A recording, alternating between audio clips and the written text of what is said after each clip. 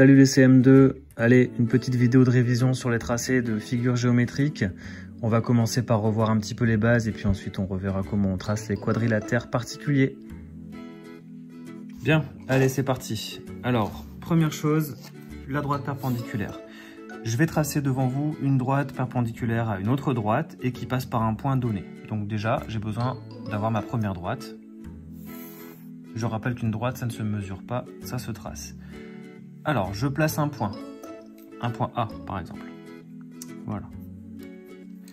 Une fois que ce point est placé, je vais devoir faire une droite perpendiculaire qui passe donc par ce point en formant des angles droits.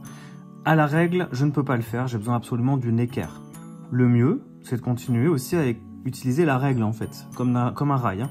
Donc, je replace ma règle sur la droite. Attention à ce que ce soit vraiment parfaitement aligné. Et ensuite, je vais venir apporter mon équerre qui va pouvoir du coup glisser et avancer jusqu'à mon point A. Une fois que j'y suis arrivé, je maintiens les outils et je trace une première partie de ma future droite qui sera donc perpendiculaire. J'enlève les outils et je n'ai plus qu'à prolonger de l'autre côté. Je n'oublie pas de marquer un angle droit. J'ai terminé. Alors, souvent une droite porte un nom. Celle-ci, imaginons qu'elle s'appelle D. Celle-ci va s'appeler par exemple D2. On va dire D1 ici. Voilà.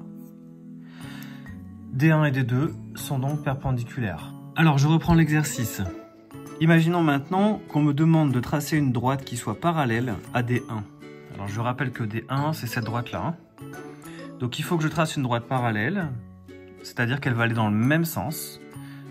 Si on me précise un écart entre les droites, c'est-à-dire qu'on va me dire entre D1 et l'autre droite, donc on va appeler D3, il doit y avoir 4 cm ou 3 cm, il faut que je mesure avant. Si ce n'est pas précisé, à ce moment-là, je la fais où je veux. Admettons que là, voilà, je la fasse à 5 cm. Je vais donc mesurer 5 cm à partir du point A et je vais replacer un nouveau point ici. Ce point, je vais l'appeler B. Et donc, je sais que ma parallèle va passer par B. Si je veux qu'elle soit parfaitement parallèle à D1, elle doit forcément, elle aussi, être perpendiculaire à D2. C'est-à-dire qu'en croisant ici, elle doit faire des angles droits. Donc, je vais avoir besoin encore, vous l'aurez deviné, de mon équerre. C'est parti. Comme tout à l'heure, je replace ma règle sur la première droite. Je prends mon équerre que je vais faire avancer jusqu'au point B. Je rappelle que le point B, c'est bien le point et ce n'est pas la lettre. Comme tout à l'heure, je trace une première partie de ma droite. J'enlève les outils. Je replace ma règle. Je prolonge. Je marque l'angle droit. Je m'arrange pour que ce ne soit pas sur la lettre. Et je marque ma droite. Donc, elle s'appelait D3. On a donc D3. D3 qui est parallèle à D1. Voilà. J'espère que les rappels ont été clairs. Vous me direz ça par mail. Si vous voulez que je détaille un petit peu plus, je le ferai. Après avoir revu tout ça, on va maintenant revoir comment on trace un losange, un parallélogramme, un rectangle ou un carré. Allez, on va commencer par le losange. Je rappelle que le losange, il a 4 côtés qui sont égaux. On va devoir donc tracer 4 segments qui auront exactement la même mesure. Alors là, je vais faire un losange sans demander d'angle particulier. Hein. On va juste avoir besoin d'avoir un losange qui a 4 côtés de 5 cm. Donc, je vais le dessiner ici. J'espère que je vais rester dans le cadre de la caméra. Je ne vais pas forcément utiliser toujours ma règle, puisque sinon je vais me tromper, c'est certain. Donc, je vais placer un premier point. Ce sera un des sommets de mon losange. Et je vais l'appeler A. Voilà. C'est mon point de départ. Et à partir de A, je vais mesurer un premier segment de 5 cm. Et je trace. Voilà. je vais tracer un deuxième segment de 5 cm qui part toujours de A. Donc là, j'ai formé un angle que j'ai pas mesuré, hein, mais c'était pas le but de l'exercice. Le but, c'est vraiment juste de tracer un losange parfaitement régulier. Alors, l'erreur maintenant, ça serait de reprendre sa règle et d'essayer de refaire un segment de 5 cm avec. Le problème, c'est que, vous le voyez, je ne sais pas du tout où je vais devoir mettre le prochain point. Je vais donc utiliser mon compas. Le compas va me permettre justement de reporter des mesures de façon précise et en un seul coup, j'aurai mon point sans me tromper. Donc je reprends l'écartement entre le point A, l'écartement parfait du côté. Hop. Je vais reporter cette distance ici. Je fais un arc de cercle. Ensuite, je pique de l'autre côté. Je refais un arc de cercle. Et donc, le quatrième sommet de mon losange va se situer ici. Je n'ai plus qu'à relier.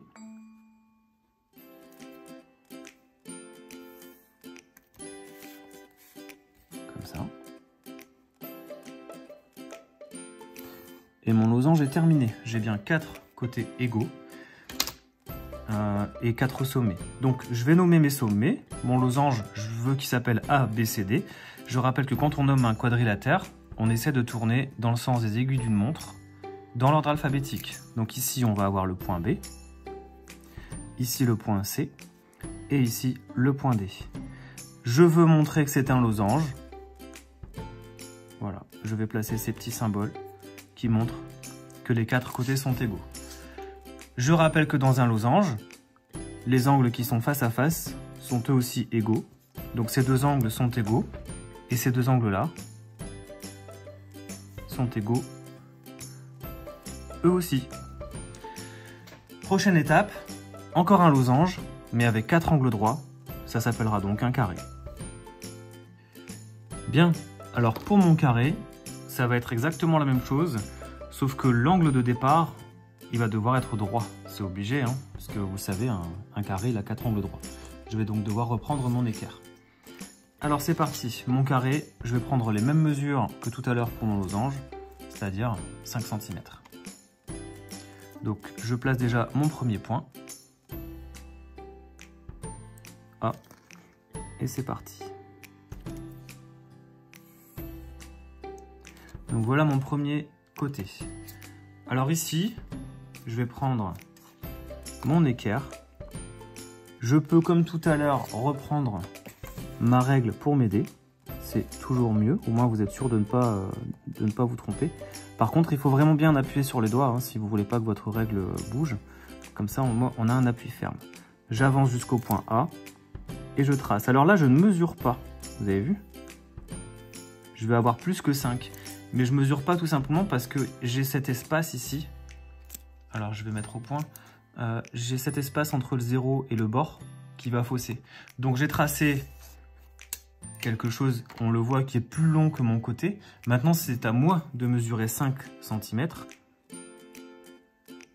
à partir de là. Donc, vous voyez, soit je pose mon 5 directement sur mon sommet, auquel cas je vais mettre mon point ici. Je le fais dans ce sens-là parce que j'ai un cadre qui suspend ma caméra. Sinon, normalement, alors je vais essayer de le passer, on devrait partir du 0. Ça marche, j'y arrive. On part du 0 comme ça. Et donc, je mesurais 5 cm. Hop, c'est parti. Voilà. Le point est donc ici. Si vous avez suivi tout à l'heure pour le losange, ce sera mon point B, puisque je vous ai dit qu'on tourne dans le sens des aiguilles d'une montre et qu'on va dans l'ordre alphabétique. Là, j'ai terminé. J'ai plus qu'à reprendre mon compas, comme tout à l'heure.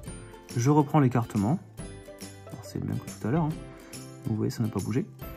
Je vais piquer une première fois sur B. Je fais un arc de cercle. Je pique sur ce sommet-là. Je fais un autre arc de cercle. Et comme tout à l'heure pour le losange, j'ai plus qu'à relier. Les angles droits vont se faire tout seuls en fait. Si j'ai bien fait mon travail, bien sûr. Hop. Alors ça, c'est quelque chose que vous pouvez faire tout seul. C'est un bon entraînement. Ça travaille vraiment la précision de vos tracés, la précision de vos angles, la précision de votre regard aussi.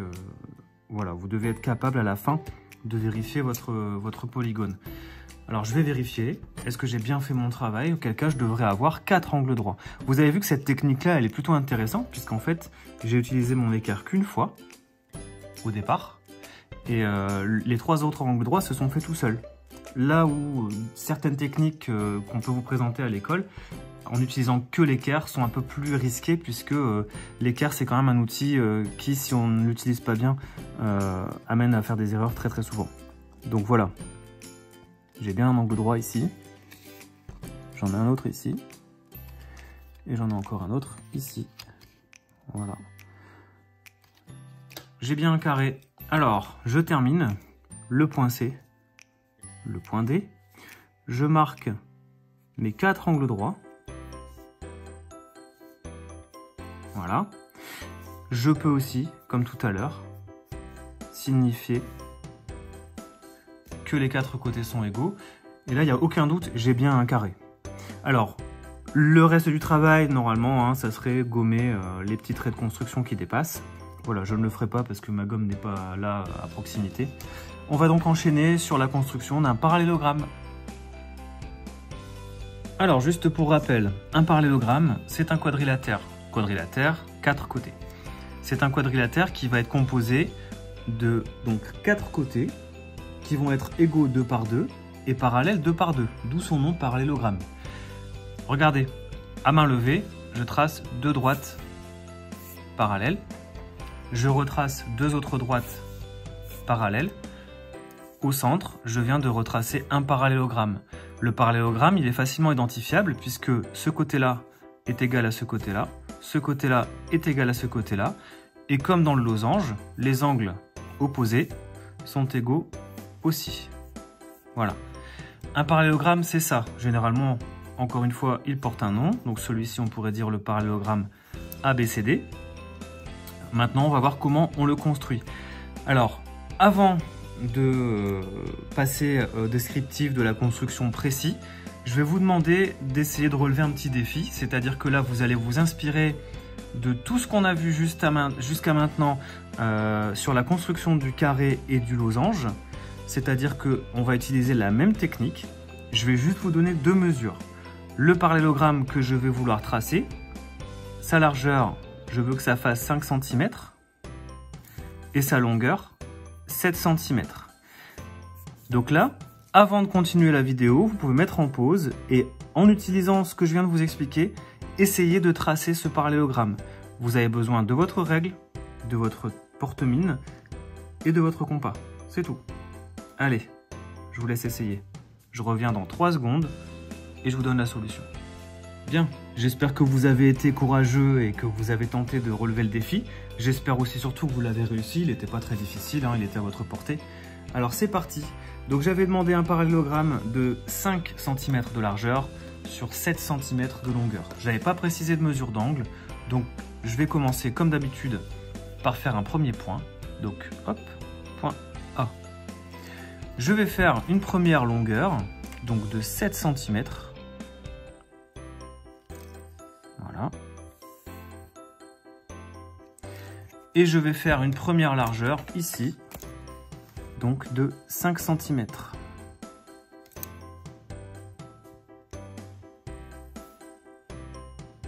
Voilà. J'ai donc une longueur, une largeur. Là, je vais avoir mon point B, là, je vais avoir mon point D, mais je ne les écris pas pour l'instant, puisque j'ai encore une longueur à tracer ici et une largeur à tracer ici. Vous l'aurez compris, le compas, on va l'utiliser exactement de la même façon que tout à l'heure. Alors, la seule subtilité, c'est que tout à l'heure, je ne modifiais pas du tout l'écartement, puisque c'était à chaque fois des quadrilatères qui avaient 4 côtés égaux.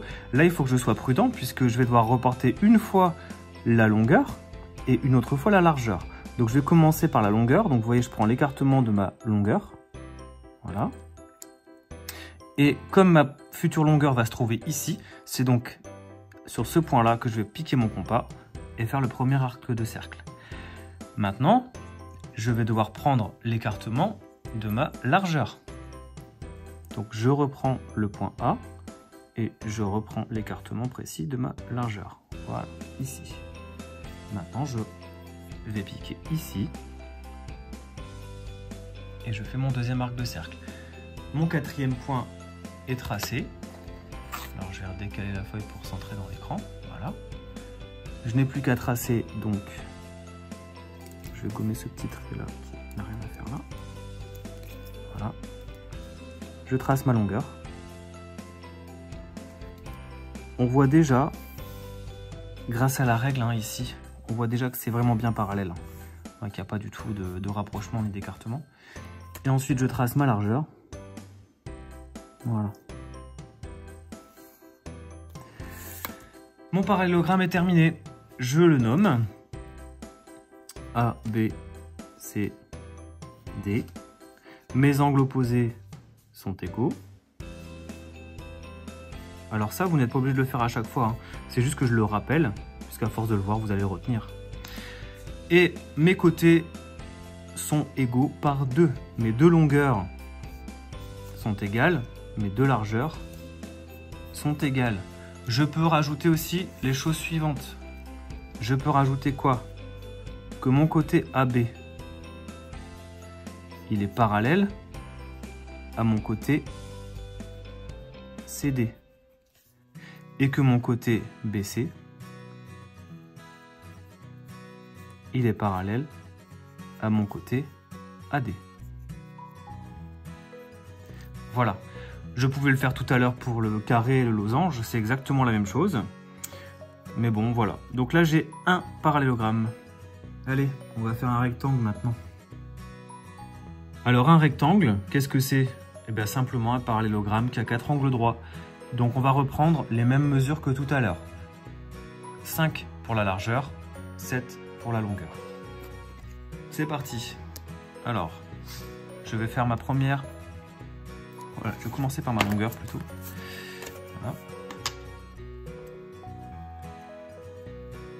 Ici. Donc ma longueur 7. J'aurais pu placer mon point avant, effectivement. Un peu tard. Je vais tracer ma largeur maintenant, ici. Alors, exactement comme tout à l'heure, pour le carré, je replace ma règle sur ma longueur pour faire un rail. J'avance mon équerre jusqu'au point. Une fois que je suis là, je ne mesure pas, je ne peux pas. C'est simple, hein, je ne peux pas. Je trace donc juste un morceau de droite. Et là, je vais mesurer donc ma largeur. Toujours ma règle à l'envers parce que bon, voilà, je vous l'ai dit, j'ai pas beaucoup de place ici pendant que je filme. Je place le point ici, qui sera donc mon point B. Et je peux, hein, si je veux, gommer tout ça qui ne sert plus à rien. Voilà. Maintenant que j'ai fait ça, qu'est-ce que je vais prendre? Je vous écoute. J'espère que vous avez répondu le compas. Sinon, punition, vous devez recommencer la vidéo dès le départ. Oui, bien sûr, c'est mon compas. Donc, comme pour le parallélogramme, attention, j'ai deux mesures à reporter. La largeur et la longueur. On voit bien qu'elles sont différentes ici. Donc, je vais commencer par ma largeur, puisque mon compas est déjà réglé. Hop, je la reporte ici. Je fais un arc de cercle. Maintenant, je déverrouille mon compas. Je vais prendre l'écartement qui correspond à la longueur. Je verrouille. Et je vais piquer sur le point B. Je fais mon deuxième arc de cercle.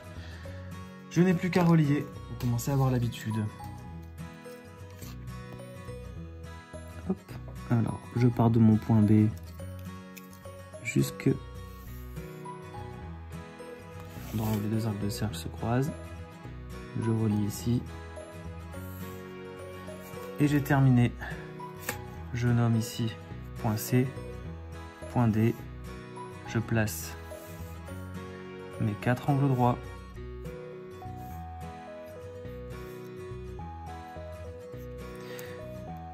La largeur, les largeurs qui sont égales, les longueurs qui sont égales. On est bien sur un parallélogramme, mais avec 4 angles droits.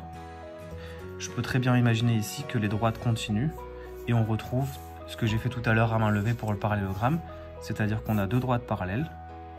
Voilà.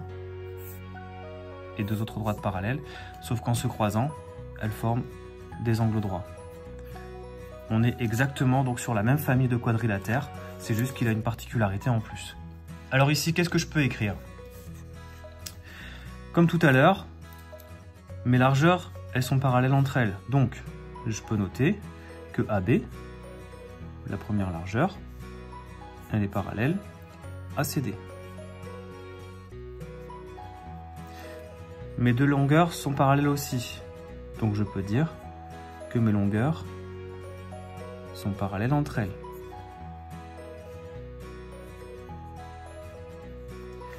Mais je peux aussi déduire des égalités, c'est-à-dire que AB est égal à CD en longueur. Je peux dire aussi que BC est égal à AD. Jusque-là, ça va. J'ai des angles droits, donc je peux aussi dire que AB est perpendiculaire à BC.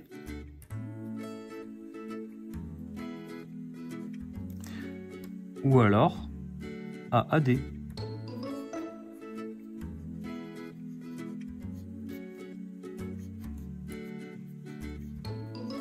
Ainsi de suite, je peux faire la même chose avec BC perpendiculaire à CD, CD perpendiculaire à AD, ainsi de suite. Toutes les propriétés qui vont découler du rectangle. J'espère que tout ça a été clair. Alors pour terminer, on va faire un petit jeu. Je vais dessiner des quadrilatères à main levée et vous allez devoir deviner ce que c'est. Je vais faire exprès de faire en sorte que ce soit assez biscornu, hein, je ne vais pas tracer à la règle du tout. Par contre, je vais mettre les marquages d'égalité et vous allez devoir deviner ce que c'est. Vous aurez le choix entre losange, carré, rectangle ou parallélogramme. Allez, on commence par un facile.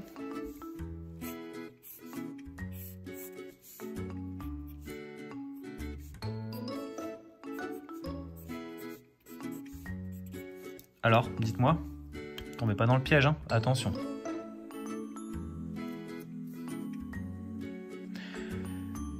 Vous avez trouvé? C'est un rectangle. Alors, je vous ai entendu dire carré, certains. Attention, ça ressemble à un carré, j'ai fait exprès, hein. Mais vous voyez bien que ces deux côtés-là sont égaux, mais ils ne sont pas égaux aux deux autres. Ça veut donc dire que j'ai des côtés égaux 2 à 2, et non pas 4 côtés égaux. Donc, comme j'ai un quadrilatère qui a 4 angles droits et des côtés égaux 2 à 2, je suis bien sur un rectangle et non pas sur un carré. Attention, il suffit d'un écart d'1 millimètre pour que ça ne soit plus un carré. On est bien d'accord. Donc visuellement, on ne peut pas reconnaître un polygone. Par contre, là, on reconnaît parfaitement ce que c'est, même si c'est complètement erroné puisque c'est tracé à main levée. Allez, on en fait un autre ?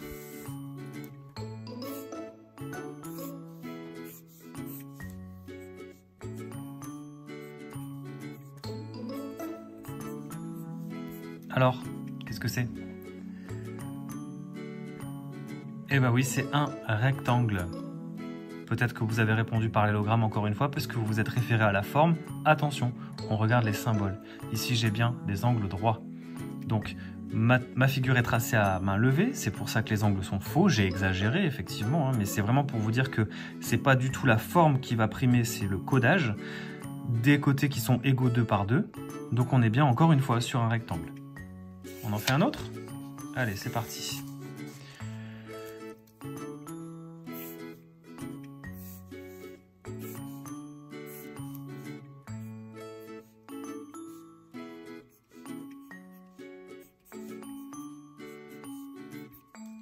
Alors?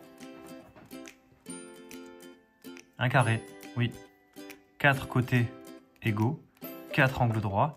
J'ai donc bien un carré, même si là ça ressemble à un rectangle. Allez, un dernier pour la route.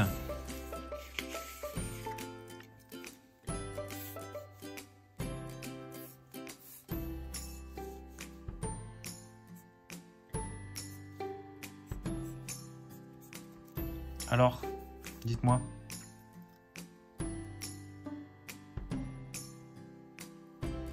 Deux côtés égaux, deux côtés égaux. Pas d'angle droit. 4 côtés, j'ai donc un parallélogramme. J'espère que vous avez trouvé la bonne réponse. Bien, il est temps pour moi de terminer cette vidéo qui a déjà été assez longue. Dans la prochaine, on reverra les triangles. À bientôt!